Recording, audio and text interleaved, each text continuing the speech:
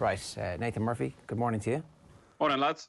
So the Tiger documentary, Owen has got an advanced screener because he's on one of those special secret mailing lists. He's a member of the Stonecutters.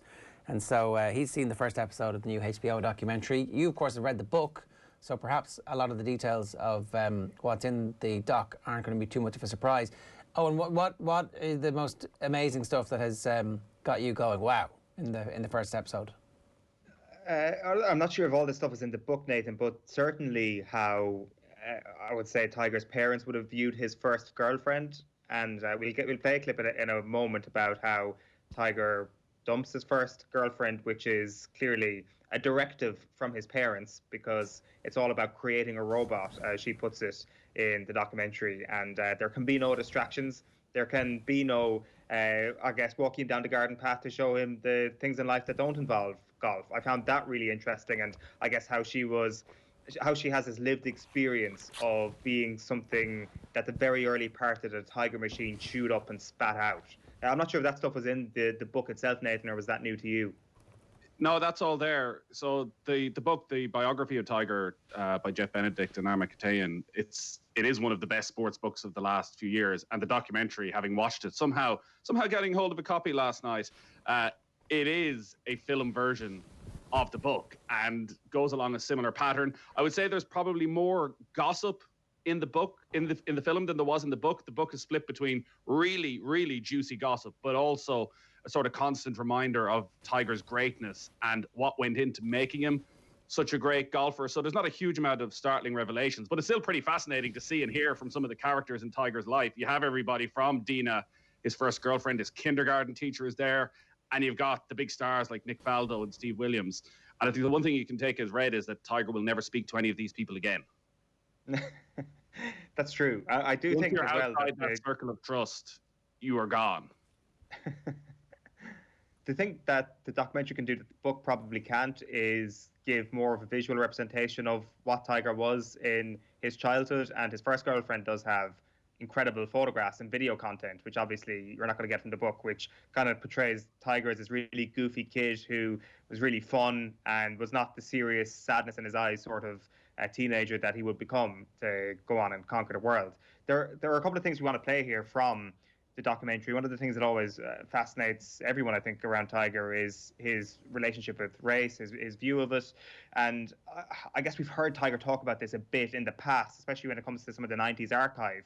But the subject of Tiger and that interview he did with Oprah, referring to himself as Tablinasian, is covered in the documentary. But what is really interesting is when they get Jim Riswold of Nike, and he tells us about the first meeting, or one of the first meetings he has with Tiger and his father, and they have this conversation about whether or not they want to play the race card. Have a listen to this. Golf was very lily white, and there was some discussion. I brought it up. I said, do we want to play the race card? Nike's not stupid financially. Using Tiger to reach a wider range of golfer and expand the golf universe is a no-brainer. They said, yeah, let's do this. It's basically everything that you've heard about Tiger and everything that Tiger has said about, trying to not play the race card in public ways is completely contradicted by what Jim Riswold says there. And this was certainly the strategy that they took up with Nike. And obviously, he doesn't say exactly who said that in the meeting. Was it Earl or was it Tiger? You could probably guess it might have been his father. And their amount of anecdotes about this guy is incredible, especially the hard ass that he was on the course. We get a few stories about some of the stuff he did to Tiger to basically wind him up. Joe Groman is one of the main voices in part one. He's going to be a big voice in part two as well, he suspects. He's a friend of Earl's who would have spent a lot of time on the same golf courses as him. And it's his voice here first telling us about some of the stuff that Earl would have done to wind Tiger up. Earl invited me to play with him and Tiger. Mind you, I still don't know who Tiger is. I just think he's Earl's kid, so I'm kind of checking him out while we play. Whenever Tiger would go to hit, Earl would start jiggling his change and talking to me like I'm talking right now, loud, just being completely rude. That didn't work. Finally, on the sixth hole, I shush Earl. I shush him. And Earl's like, Joe, don't you know what I'm doing? He goes, I'm preparing Tiger to play through distraction when he gets to the tour. Earl did everything he could to toughen his boy up. One of the things that really made Tiger incredibly strong was this ability that he had, taught to him by his father's friend, who was a naval psychological ops operative, basically, a psychologist, to hypnotize himself. People say, oh, Tiger's in the zone. But he literally was in some sort of a trance,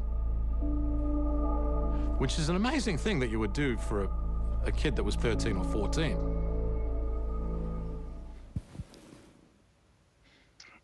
Is this parenting inspiration for you, Nathan? Well, I think the theme of the entire documentary is Earl Wood's influence on Tiger on and off the course, and how much credit you can give Earl Woods, but also how responsible he is for the character that Tiger ultimately became. And the documentary starts with this famous speech of Earl Woods when Tiger is back in college, saying that this young man is going to transcend the game. He's going to bring the world a humanitarianism never before seen. The world will be a better place by virtue of his existence.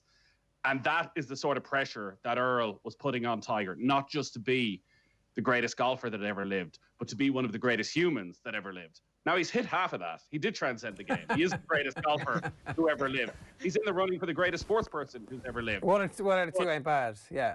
But as a humanitarian, he has come up short. And even going back to Nike, like, you sort of see that develop into Tiger's fan base. And what it did was allow white America to pat itself on the back. It allowed white America to say, how can we be racist when we like to watch this black golfer win all these golf tournaments?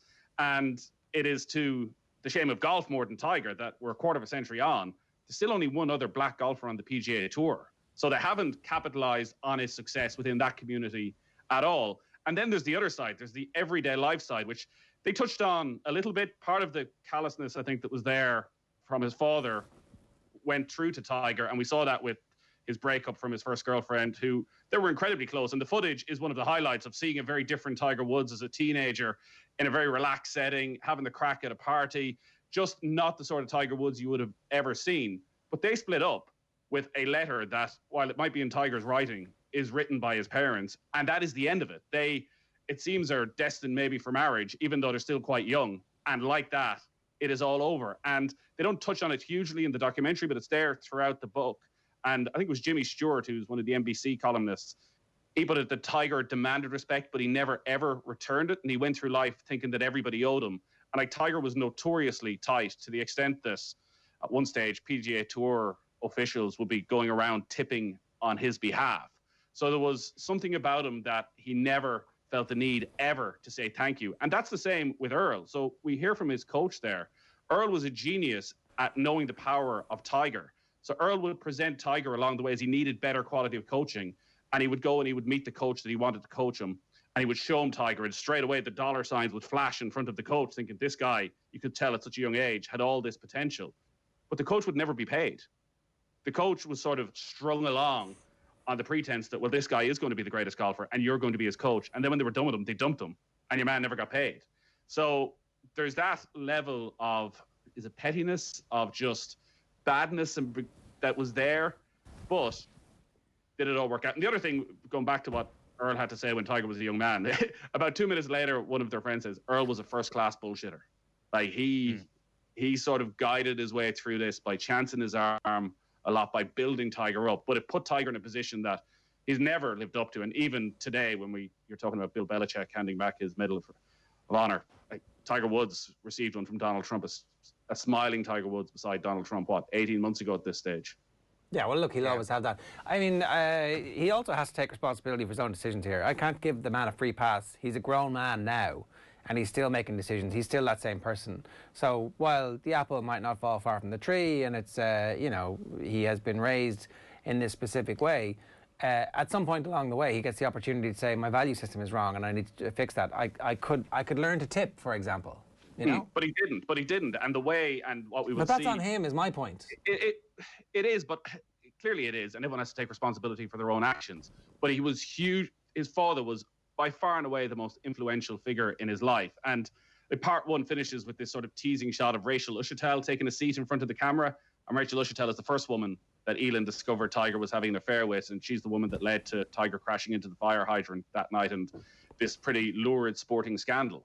But all that followed with that Tiger story, Tiger had seen his father do, obviously away from the glare, but the way Earl Woods treated people was the way he treated women. He just picked them up, threw them away, and Tiger was in situations with his father that no child should be around. And it's hard to see how he wasn't damaged by that. Now, that is not in any way to excuse what he did, but his father was this influence that I think, while he had a hugely damaging effect, Tiger wouldn't have been the golfer he was without him as well.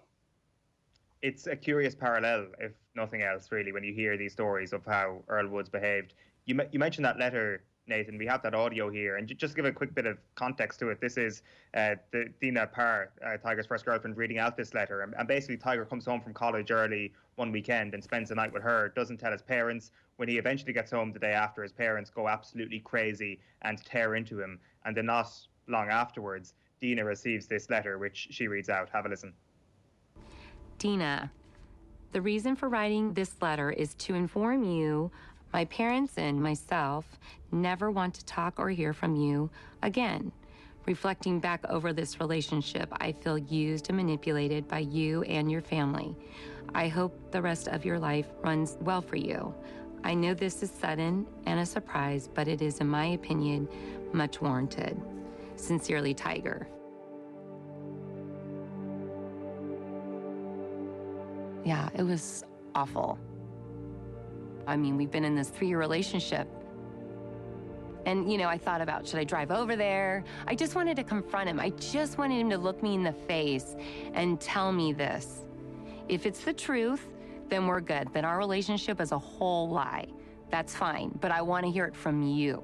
It's just, I replay that day in my head over and over again. What happened? What really triggered all this? But, you know, it has to be that it was just the plan. Ugh. Well, that's pretty horrific behavior. What is it with golfers and breaking up with people by text? Yeah, in the build-up to the letter, so we see the video of them having a very good time together, but also Dina is from a very regular background and talks to Tiger a lot about having to have some sort of normality in his life, that as he goes through golf, he's going to have to retain the other side, and also how he's going to have some balance in his life. And you can just imagine his parents listening to that. And it is both his parents. While Earl was front and center, his mother in the background was pushing Tiger just as hard. You'd hear her, like, Tiger, you know, when you get the opportunity, you kill them. She described Phil Mickelson as Hefty Phil. Rather than Lefty, she described him as Hefty. So this was there at every possible turn for Tiger. This was what he was being met with. Yeah, okay. So look, he didn't have much chance, but at the same time, okay. So maybe he gets a bit of a free pass for some of the stuff, but not all of it. Last clip. Yeah, actually, do you know what? Let's play the last clip. This is, as Nathan mentioned, about the behaviour of his father. So Tiger's away with his dad. Earl is cheating, and this is Dina Parr again, who tells this story. Have a listen. When Tiger and I were still together, he would travel in the summer for tournaments with his dad. And he called me one time, and I will never forget. He was sobbing on the phone, uncontrollably. I couldn't even understand what he was saying. He was so upset. He, finally caught his breath and, said, "My dad's out again. He met this girl, and they're going out." The sound of Tiger's voice was so upsetting. I wanted to crawl through the phone and just take care of him. I've never heard somebody in my life so upset. And his dad, I don't think, really cared that he knew it. I think that also bothered him. Like, why would you not try to hide this from me? Why would you just, let me see this? Tiger's mom was a loyal, good mother, and he absolutely loved her. So there was an anger there with his dad. But he could never show it. He could never express it. He had to keep that in. And it changed the relationship with him and his dad. Did he still idolize him and love him? Absolutely. But it changed. It changed. Right. So part one of the documentary has aired. When is part two? Part two is in the States this week, is it, or next week? This week again, I think, yeah. Right. So hopefully it becomes to an Irish screen near you very, very shortly. Okay. It will be interesting to see how it ends, because the book came out a couple of years ago before Tiger won the Masters. So while it's being teed up as the real salacious stuff from the night of the fire hydrant and talking to a lot of those that he was having affairs with, it obviously also, well, in some ways it's probably reflective of everything that went on, where we have this genius on the golf course, but it's built up to modern day, where he has matured into this, you'd have to say, politically extremely disappointing 45-year-old. Right. So that's that. Time for Deal or No Deals.